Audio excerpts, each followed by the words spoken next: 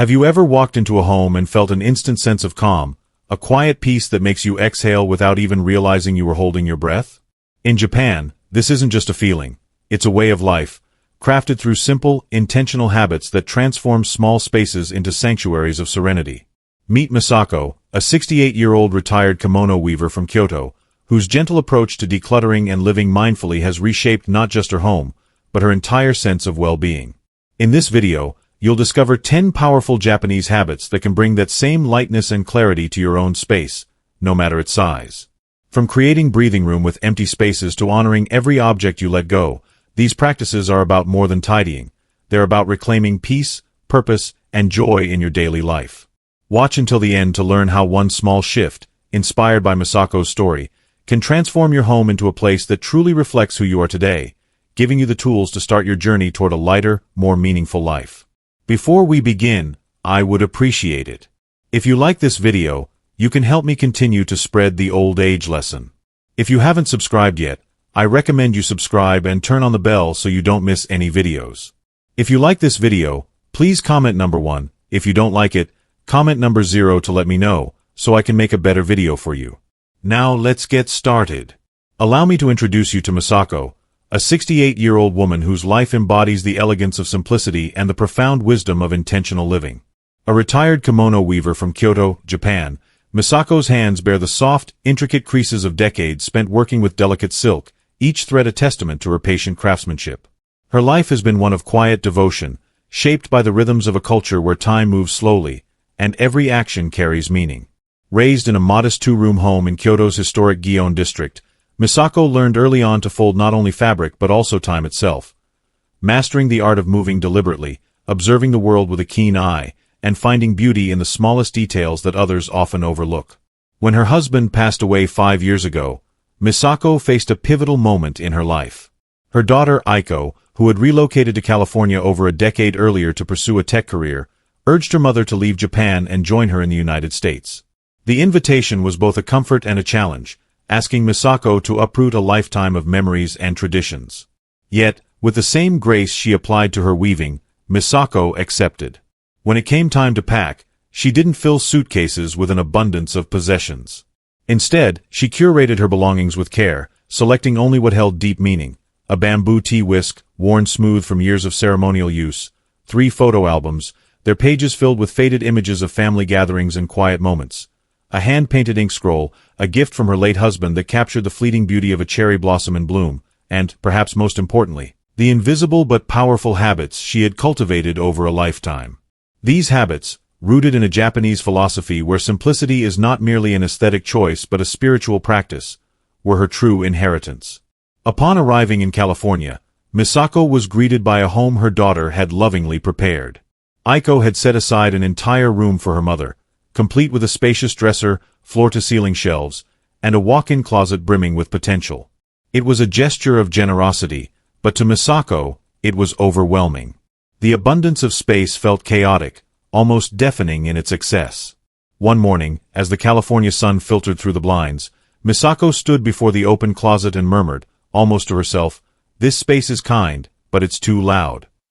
Her words were not a judgment but an observation, spoken with the same gentle precision she once used to select the perfect thread for a kimono. And so, Misako began her quiet transformation. She approached the task not with haste or criticism but with the same deliberate care she had always applied to her craft. Day by day, she pared down the excess. She folded clothes with reverence, keeping only those that served a purpose or sparked joy. She removed unnecessary furniture, not because it was impractical, but because it disrupted the harmony of the space. Each action was small but intentional: a single drawer tidied, a shelf cleared, a breath taken in between. She didn't rely on modern organizing tools, trendy storage bins, or rigid systems. Instead, she let her instincts guide her, trusting the habits she had honed over decades. Misako's approach was never about imposing her way of life on others. She didn't lecture her daughter or suggest that Aiko adopt her methods. Yet, over time, the effects of Misako's quiet presence began to ripple through the home. Aiko started to notice subtle changes. The living room felt more spacious, even though its square footage hadn't changed. The air seemed lighter, as if the house itself had exhaled, and conversations, even those tinged with disagreement, took on a softer, more compassionate tone. Misako's influence was not in what she said but in what she did, her ability to create space, not just physically but emotionally. What Misako achieved was more than a decluttered room. She had decluttered the energy of her environment, creating a sanctuary where calm could flourish. For many seniors, this sense of emotional lightness is a deeply felt but rarely articulated longing, a desire to shed the weight of accumulated possessions, unresolved emotions, or cluttered spaces that no longer serve them. Misako didn't need to renovate her daughter's home or downsize to a smaller one. She simply allowed the space to breathe, and in doing so, she permitted herself to breathe alongside it. Now, at 68, Misako is eager to share the quiet habits that have guided her. She doesn't ask you to mimic her life or adopt her traditions wholesale. Instead, she invites you to look at your own home with fresh eyes, to notice the corners that feel heavy, the objects that no longer resonate, the spaces that could be freed to reflect who you are now. Her approach is not about drastic reinvention, but about returning to what matters most. It's about letting go of what weighs you down, whether it's a closet full of unused clothes or a heart full of unspoken burdens. Misako's story is a reminder that simplicity is not about deprivation, it's about clarity. At 68, she hasn't set out to rewrite her life or chase a new version of herself. Instead, she has returned to the essence of what has always mattered: connection, intention, and the quiet beauty of a life lived with purpose. Through her gentle example, she offers a path to anyone seeking to create space, not just in their homes, but in their hearts, for what truly matters. Habit 1. Space is a gift, not a void. When Misako, a soft-spoken Japanese grandmother, stepped into her daughter's home in California for the first time, she was enveloped by warmth, but also by things. The house, a cozy suburban haven, brimmed with life. Shelves adorned with framed family photos, delicate porcelain figurines, and scented candles flickering softly in the evening light. Kitchen cabinets were packed to the brim with neatly arranged dishes, gadgets, and keepsakes. Coffee tables and sideboards bore the weight of stacked mail, colorful coasters, intricate vases, and an assortment of decorative trinkets that seemed to tell a story of their own. To her daughter Emily, this was simply the look of a lived-in American home, a space filled with personality, memories, and charm. But to Misako, it felt different. Not cramped in a physical sense, but heavy in spirit, as though the energy of the house was stifled under the weight of its possessions. Misako didn't voice her thoughts. Instead, she observed quietly, her eyes tracing the crowded surfaces with a gentle curiosity. The next morning, while Emily was out running errands, Misako approached a narrow wooden shelf by the living room window. It held 5 small trinkets: a ceramic bird, a polished stone, a tiny brass clock, a miniature sailboat, and a vase of artificial peonies that had gathered a faint layer of dust. With deliberate care, she lifted each item, feeling its weight in her hands, and set them aside on a nearby table. She wiped the shelf with a soft cloth, removing every trace of dust, and then stepped back. She left it bare, the smooth wood gleaming in the morning light streaming through the window. When Emily returned, she noticed the change immediately. "Are you planning to put something new there?" she asked, her tone a mix of curiosity and mild concern. Misako turned to her daughter, her face softening into a gentle smile. "No," she said simply. "That space is already full." Emily's brow furrowed. "Full of what?" she asked, glancing at the empty shelf. Misako's voice was calm but deliberate. "Peace." That moment marked Emily's introduction to a concept deeply rooted in Japanese culture: ma. Often translated as negative space, or the space between, ma is not about absence or lack but about intentional pause, a deliberate emptiness that allows the surrounding elements to breathe, resonate, and come alive. In Japanese aesthetics, ma is revered as a vital presence. It's the blank wall behind a single calligraphy scroll, the open floor around a minimalist flower arrangement, the silent pause before a word is spoken in conversation. It's not about what's missing but about what's allowed, a stillness that invites clarity, focus, and serenity. In American homes, space often feels like a problem to be solved. A bare wall begs for a painting, a clear shelf cries out for decoration, a quiet corner seems incomplete without a plant or a stack of books. There's an unspoken cultural pressure to fill, to adorn, to display, as if emptiness signals neglect or scarcity. But Misako, shaped by decades of living with intention, understood something different.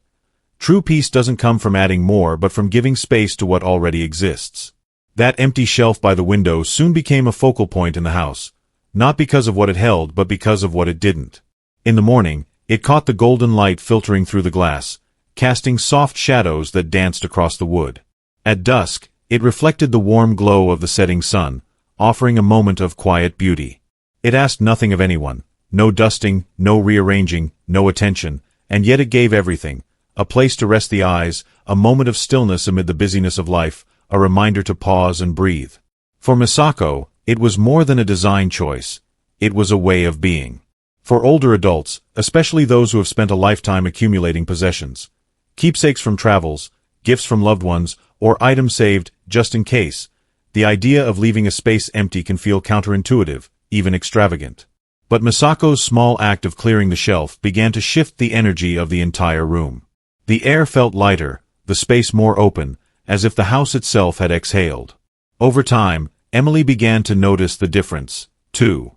She found herself lingering by the window, her gaze resting on the empty shelf, her mind quieter than before. If you're wondering where to begin, don't start with a grand overhaul or a daunting decluttering project. Start small.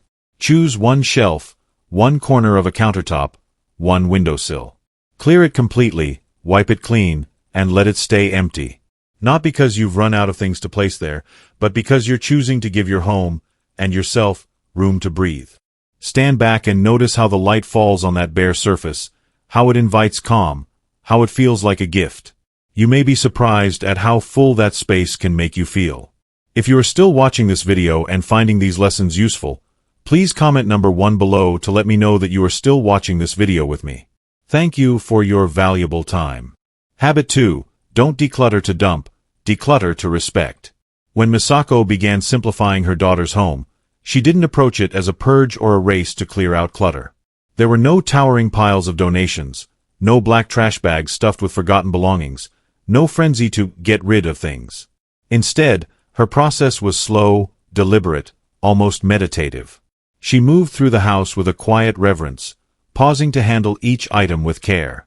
She would pick up a teacup, a scarf, or a small keepsake, hold it gently in her hands, and sit with it for a moment, as if listening to its story. Then, in a voice so soft it was almost a whisper, she would say, "Thank you." That was her ritual, a moment of gratitude before letting go. Emily first noticed this when Misako handled an old woolen coat, one that had belonged to her late husband. The coat was worn at the elbows, its navy fabric faded from years of use, yet it had been carefully stored in a closet, preserved like a memory. Misako lifted it from the hanger, her fingers tracing the rough texture of the wool. She folded it with precision, smoothing out the creases, and rested her hand briefly on the sleeve. "Thank you," she murmured, her eyes soft with memory, before placing the coat into a small donation box. Emily, watching from the doorway, was puzzled. "Isn't that sentimental?" she asked. Misako turned to her, her expression calm but resolute. "Yes," she said. "That's why I'm letting it go with care, not guilt." This practice was rooted in a Japanese concept called kansha, which translates to gratitude, not just for people or experiences but for the objects that share our lives. In Japan, kansha reflects a belief that everything serves a purpose, however small. A sweater that kept you warm through cold winters, a book that sparked inspiration during a difficult time, even an unused kitchen gadget that taught you what you don't need, all have contributed to your life in some way. Instead of discarding these items with frustration, shame, or indifference, kansha invites you to release them with appreciation, honoring their role in your story. For Misako, letting go wasn't about erasing the past or minimizing her possessions to fit a trend like minimalism. It was about cultivating a deeper relationship with what she owned. Every item had a history, a moment of meaning, and releasing it was an act of respect, not rejection. This approach was especially poignant for older adults, who often carry decades of accumulated belongings.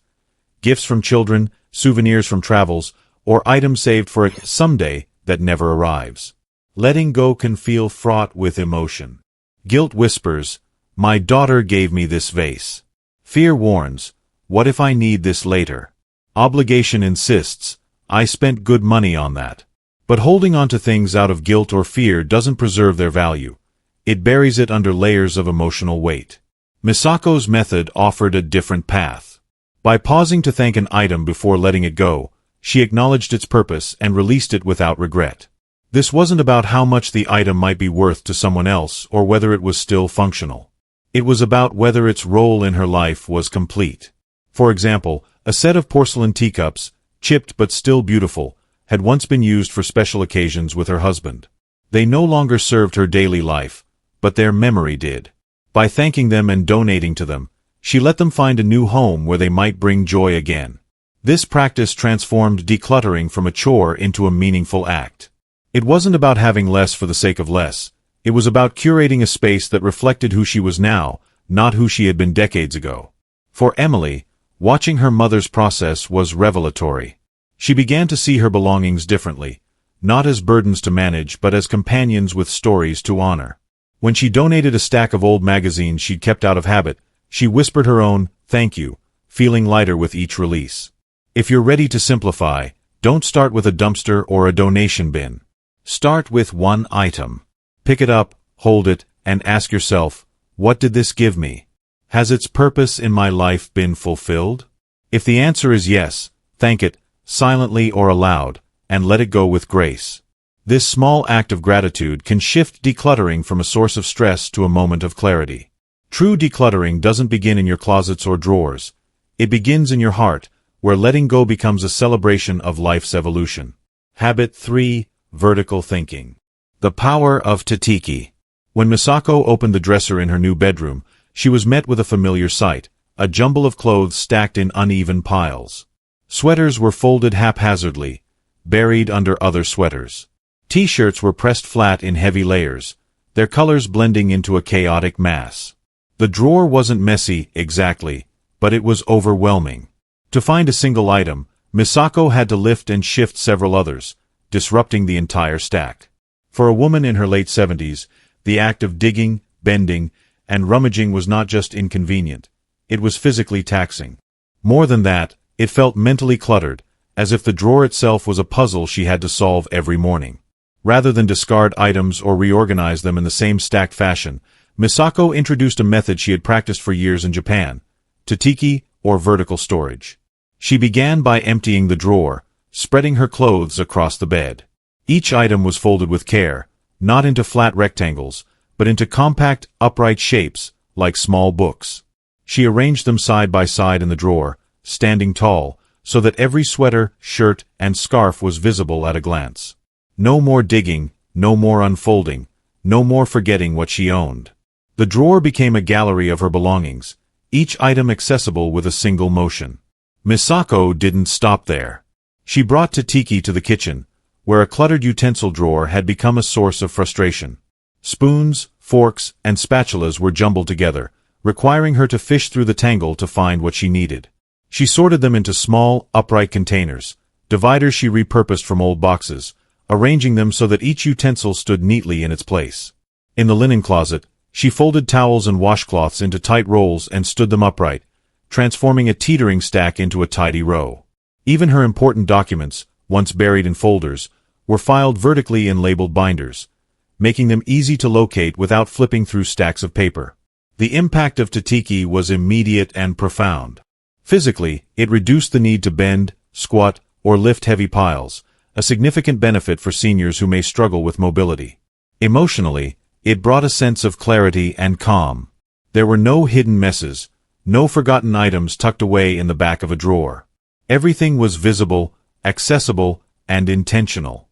Misako found that opening a drawer or cabinet no longer felt like a chore. It was a small moment of order in her day. This habit also addressed a subtle but powerful source of stress: visual chaos.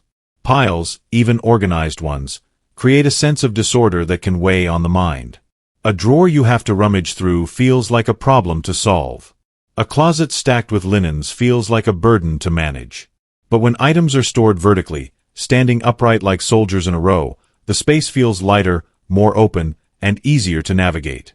For older adults, this clarity can be transformative, reducing the mental and physical effort required to maintain a home. Best of all, tatiki requires no expensive storage solutions or professional organizers. It's a habit rooted in mindfulness and care, using what you already have. Misako's tools were simple: a few repurposed containers, a bit of time, and a commitment to seeing her belongings.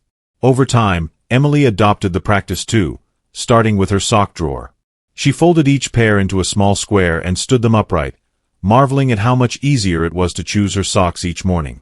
The drawer, once a source of mild irritation, became a small daily joy. To try Tatiki, start with one drawer or cabinet. It could be your kitchen towels, your t-shirts, or even your office supplies. Fold or arrange the items so they stand upright, visible at a glance. Take a moment to notice the difference, not just in how the space looks, but in how it feels. Peace doesn't always come from owning less. Sometimes it comes from seeing clearly what you have, lined up and ready, waiting to serve you.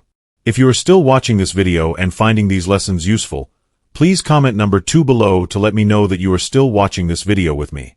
Thank you for your valuable time. Habit 4. One in, one out. A rule of balance. Misako understood that clutter doesn't always announce itself. It creeps in quietly, one purchase at a time, one gift accepted without thought, one item tucked away for later. After carefully curating a peaceful, intentional home, she was vigilant about maintaining that balance. Her solution was a simple but powerful rule. For every new item that entered her home, an old one had to leave. This wasn't about deprivation or strict minimalism. It was about mindfulness, ensuring that her space and her life remained uncluttered and intentional. Whether it was a new scarf, a teacup, or a kitchen gadget, Misako made space for it by letting go of something else. For example, when Emily gifted her a beautiful ceramic mug, Misako admired its smooth glaze and sturdy handle, but she didn't simply add it to her crowded cupboard. Instead, she opened the cabinet, scanned her collection of mugs, and chose one she hadn't used in years, a chipped, faded one that no longer brought her joy. She thanked it for its service and placed it in a donation box before setting the new mug in its place. The exchange was deliberate, a conscious act of balance. This habit transformed how Misako approached acquiring new things. Instead of buying impulsively, she paused to ask, "Do I want this? What am I willing to let go of to make room for it?" Often, the answer was that she didn't need the new item at all. The question became a soft boundary, a moment of reflection that kept her home breathable and her shelves light. Her drawers never overflowed, her closets never felt heavy, and her space remained a sanctuary of balance. In many American homes, accumulation happens slowly and subtly. A sale at the store tempts you to buy a new sweater, just in case. A well-meaning friend gifts you a decorative candle, and you find a spot for it without thinking. Each item comes with a quiet promise to deal with it later, to find space, to organize, to manage. But over time, those promises pile up, creating physical clutter and emotional weight. For seniors, especially those simplifying their lives for long-term comfort, this gradual buildup can feel overwhelming, turning a home into a source of stress rather than solace. Misako's one-in, one-out rule disrupted this cycle. It wasn't about living with less, it was about living with enough, on her terms. It offered a moment to pause and consider, is there room for this in the life I'm living today? That question extended beyond physical space to emotional space, encouraging her to prioritize what truly mattered. When she bought a new pair of slippers, she donated an old pair that had worn thin. When she received a new book, she passed along one she'd already read. Each exchange was a small act of intention, keeping her home aligned with her present needs. Emily began to adopt this habit too, starting with her kitchen. When she bought a new set of measuring cups, she let go of an old mismatched set that had cluttered her drawer for years. The act of releasing felt surprisingly liberating, not because she had less, but because she was choosing what deserved space in her life. Over time, the one-in, one-out rule became a mindset, shaping how she shopped, accepted gifts, and even thought about her possessions. To try this habit, start small. The next time you bring something new into your home, a piece of clothing, a kitchen tool, a decorative item, pause and look around. Ask yourself, what has served its purpose and is ready to go? Choose one item to release, thank it for its role in your life, and let it go with gratitude. Notice how it feels to make space intentionally, to keep your home in balance. True peace doesn't come from owning less. It comes from living with just enough, defined by you. Habit 5. Every object speaks. Misako moved through her home with a slowness that wasn't about age but about attention. When she paused in front of a shelf, opened a drawer, or stood before a closet, she wasn't just tidying, she was listening. She believed that every object in her home carried a kind of energy, a story of its time with her. Some items, she would say, looked tired, not broken or damaged, but simply done. A chipped teacup she hadn't used in years. A faded picture frame holding a photo that no longer stirred her heart. A once-cherished trinket that now felt like background noise, blending into the clutter of daily life. These objects had served their purpose, brought their joy, and now it was time to let them go. This perspective was rooted in a Japanese concept called tsukumogami, a belief that objects, after years of use, can develop a kind of spirit or energy. While not taken literally by everyone, it reflects a deep respect for the items that fill our homes, companions in our daily lives, whether for a season or a lifetime. For Misako, letting go of an object wasn't a rejection or a dismissal. It was a farewell filled with gratitude, a recognition that its role in her story had come to an end. This mindset can feel unfamiliar in many American homes, especially for older adults who have accumulated decades of possessions. A sweater from a long-ago trip, a gift from a child, a gadget saved for someday. These items can carry layers of guilt, sentiment, or habit. Letting go can feel like betraying a memory or wasting something valuable. But over time, these objects can become silent burdens. A drawer you avoid opening, a closet that overwhelms you, a shelf that feels heavy with things that no longer reflect who you are. These are signs that the energy of your home is out of balance. Misako's approach was different. She didn't declutter by category, clothes, books, papers, or by rigid rules. She decluttered by intuition, asking two simple questions. Does this still bring life to my space? Or is it simply taking up room? The answers guided her decisions. A set of floral teacups, once used for Sunday brunches with her husband, no longer felt right in her daily routine. She thanked them for the memories and donated them to a local charity. A decorative vase, a gift from a friend, had become a dust collector on a high shelf. She released it with gratitude, imagining it finding a new home where it would be loved again. As Misako let go of these tired objects, her home began to feel lighter, not just physically, but emotionally. Mornings felt clearer, as if the air itself was less heavy. Decisions came more easily, unburdened by the weight of unneeded possessions. Her space didn't just look better, it felt alive again, reflecting the woman she was today, not the woman she had been decades ago. Emily, inspired by her mother's approach, began to walk through her own home with new eyes. She paused in front of a shelf cluttered with old souvenirs and asked herself Misako's questions. A small glass figurine, bought on a whim during a vacation, no longer sparked joy, it felt like noise. She thanked it and let it go, feeling a surprising sense of relief. Over time, her home began to reflect her current life, not her past, and the clarity it brought was transformative. To adopt this habit, don't start with a checklist or a decluttering manual. Start with attention. Walk through your home slowly, letting your eyes settle where they naturally land. Pick up one item, a mug, a book, a piece of decor, and ask, does this still belong with me? Does it bring life to my space? If it feels tired, if its story in your life is complete, thank it and let it go. Release it not with guilt but with gratitude, knowing that you're making space for peace, clarity, and the life still unfolding before you.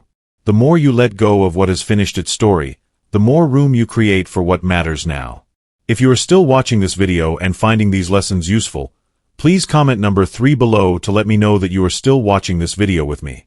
Thank you for your valuable time. Habit 6. Daily microtidying. Each morning, as the first soft rays of dawn filter through the blinds and the gentle hum of the kettle fills the air, Misako begins her day with a quiet act of care for her home. This is not a grand cleaning spree or an exhaustive chore list. It's a deliberate, mindful practice rooted in the Japanese tradition of suji. Suji is not about scrubbing away dirt or achieving a spotless house. Instead, it's a daily ritual of respect, a way to honor one's living space with small, intentional gestures. Misako selects just one area, a countertop dusted with flour from last night's baking, a corner table cluttered with stray papers, or the edge of the bathroom sink speckled with water spots, and tends to it with care. She wipes it clean, straightens any misplaced items, and restores its calm. This practice is not about completing a task or checking a box. It's about being fully present in the moment, offering her home a few minutes of undivided attention. The act is meditative, grounding her in the rhythm of the morning. In a world where cleaning is often seen as a burden, something to be rushed through or saved for chaotic weekend overhauls, Suji reframes tidying as an act of reverence. For Misako, these 5 minutes are not just about maintaining order. They're about cultivating peace, both in her surroundings and within herself. For many American seniors, tidying often feels like a monumental task, reserved for when clutter has spiraled out of control or when guests are expected. The result is exhaustion, frustration, and a sense of defeat before the work even begins. Misako's approach, however, prevents this cycle. By dedicating just a few minutes each day to one small area, she stops chaos before it takes root. A single surface, cared for with intention, sets the tone for her entire day. The countertop gleams, the corner table feels inviting, and her spirit feels lighter, unburdened by the weight of accumulated clutter. What makes Suji so transformative is its simplicity. It requires no special tools, no elaborate cleaning products, and no significant time commitment. Just a cloth, a moment, and a mindful focus. Over time, Misako noticed that the area she tended to stayed orderly longer, not because she enforced strict rules, but because her consistent care fostered a natural harmony. Her home began to reflect her respect for it, and in turn, she found herself feeling more respected, more grounded, and more at ease. This habit holds particular power for older adults navigating the transitions of aging. As physical energy wanes or life circumstances shift, a small, manageable ritual like Suji offers a sense of control and agency. Misako's daughter, watching her mother's quiet morning routine, began to adopt it herself, not out of obligation, but because she saw the calm it brought. For seniors, this practice is more than tidying. It's a way to reclaim clarity, to create a space that supports rather than overwhelms. Tomorrow morning, before the day's demands take over, choose one small spot in your home. Wipe it gently, straighten it with care, and step back. Notice how 5 mindful minutes can shift the energy of your space and your day toward peace. Habit 7. Seasonal switch-outs. Misako's home is not a static space, frozen in time with unchanging decor. Instead, it flows with the seasons, adapting gently to the natural rhythms of the world outside her window. This practice, known as shun in Japanese tradition, is about living in harmony with the cyclical changes of nature. Shun is not about chasing trends or overhauling a room with expensive purchases. It's about making subtle, intentional shifts that reflect the time of year and keep the home connected to the present moment. In spring, Misako folds away the heavy woven blankets of winter and introduces soft pastels, a light table runner, a vase filled with budding cherry blossoms, or a single sprig of greenery placed in the entryway. In summer, she swaps out thick curtains for airy ones, allowing sunlight to flood the space, and stores away heavy throws to embrace openness and warmth. Autumn brings richer textures, earthy tones, a bundle of dried herbs hung near the kitchen, or a woven basket filled with pine cones. Winter welcomes deeper hues, the soft glow of candlelight, and wooden accents that evoke warmth and grounding during the colder months. These changes are neither extravagant nor costly. Most involve items Misako already owns, carefully stored and rotated back into her space as the seasons turn. The goal is not to redecorate for the sake of aesthetics but to align her home with the natural world. As Misako has aged, this practice has taken on deeper meaning. Her home has become her sanctuary, a personal landscape that mirrors the cycles of life. Even when mobility becomes challenging or the outside world feels distant, shun allows her to stay connected to the rhythm of the seasons. For many American seniors, home decor often remains static, with the same pillows, curtains, or knickknacks in place for years. This can create a sense of stagnation, as if time has stopped moving forward. Shun offers an antidote, inviting us to ask, what belongs in this moment? What can be tucked away until its season returns? Perhaps it's a heavy wool throw lingering on the couch in July or a winter-scented candle burning in spring. Even a small shift, like swapping a dark tablecloth for a lighter one or placing a fresh flower in a vase, can breathe new life into a space. The beauty of shun lies in its accessibility. You don't need to buy anything new or overhaul your home. Start by noticing what feels out of place for the current season. Could a thick rug be rolled up for summer? Could a single seasonal item, a seashell in July, a pine sprig in December, replace something that no longer fits? These small acts create a dialogue between your home and the world outside. They remind you that, like the earth, you are still moving, still evolving. When your space reflects the season you're in, it becomes a living, breathing extension of your life, fostering a sense of flow and vitality. If you are still watching this video and finding these lessons useful, please comment number 4 below to let me know that you are still watching this video with me. Thank you for your valuable time. Habit 8. Declutter by category, not by room. When Misako first attempted to declutter her home, she followed the conventional approach, tackling one room at a time. But this method quickly overwhelmed her. Each room held a jumble of unrelated items, clothes stuffed in a hallway closet, paperwork spilling out of a kitchen drawer, tools hidden in a bedroom dresser.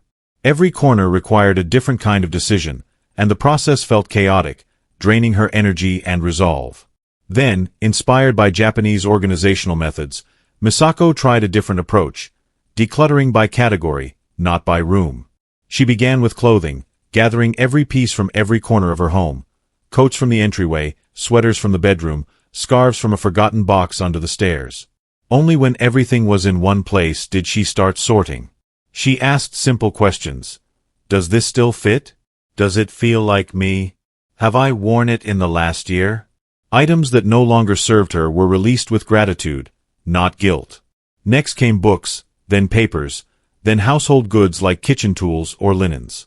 Sentimental items, those heavy with memories, were saved for last, giving her time to build confidence and clarity before facing emotionally charged decisions.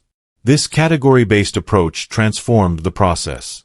Instead of feeling scattered, Misako focused on one type of item at a time, making decisions feel more manageable and less overwhelming. For seniors, this method is particularly powerful. Rooms often become repositories of decades' worth of possessions, from practical items to sentimental keepsakes. Tackling an entire room can stir up memories, conflicting emotions, and physical fatigue. But sorting by category simplifies the task.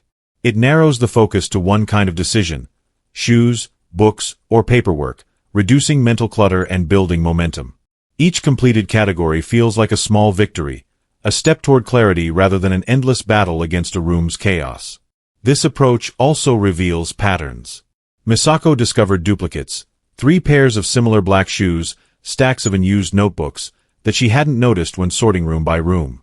By seeing everything in one category together, she could make more intentional choices about what to keep.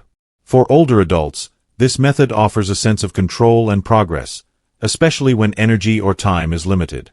To begin, pause before diving into a room.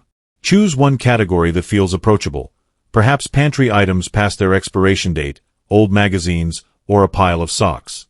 Gather every item in that category, assess it honestly, and let go of what no longer serves you. The relief of completing one category will carry you forward, building confidence for the next. Decluttering this way isn't about speed or perfection. It's about clarity, intention, and the quiet satisfaction of creating a space that supports who you are today. Habit 9.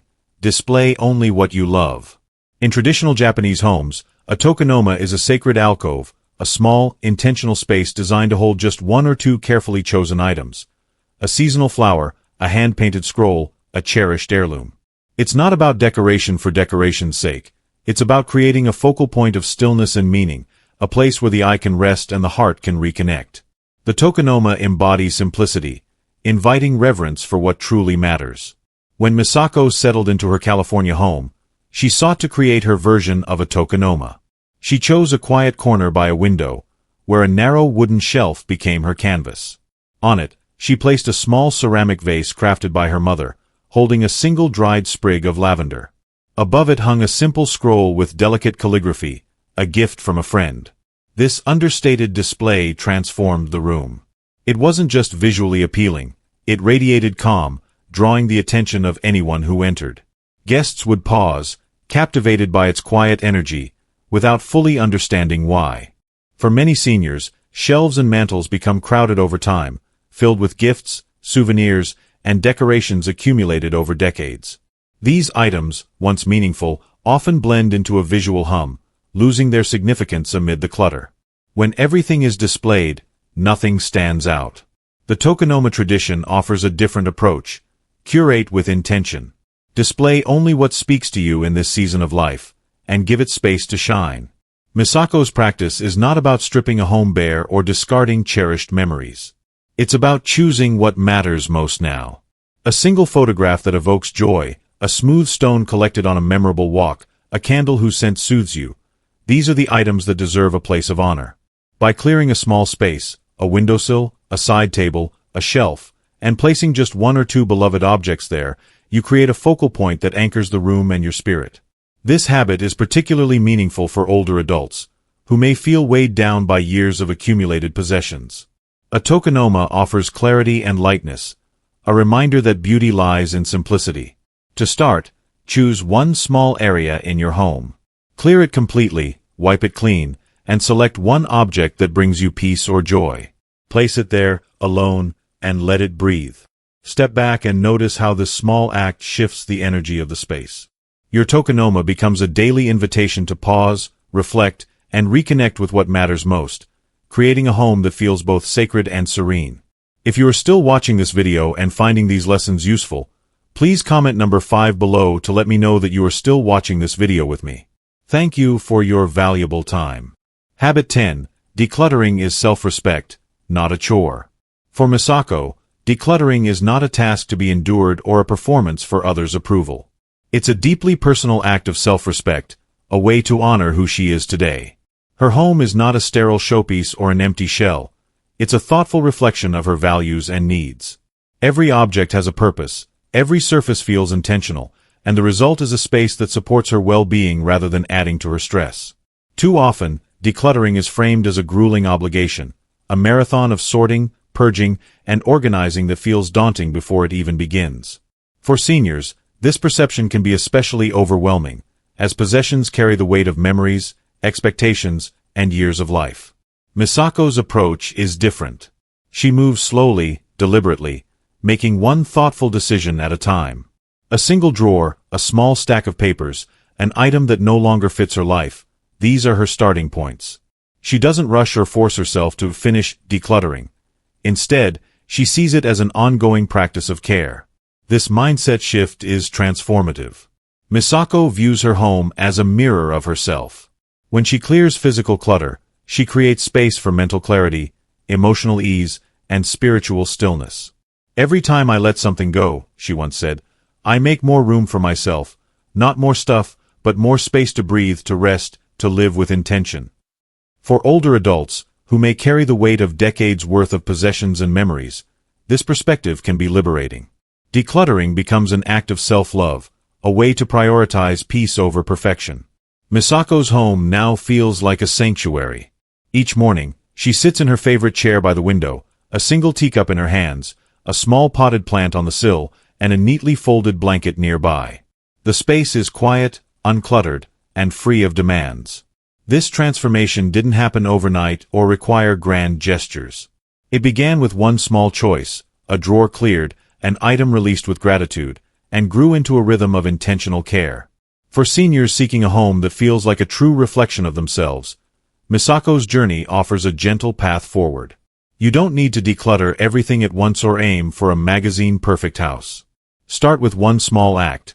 Clear a single shelf, let go of one item that no longer serves you, or wipe down one surface with care.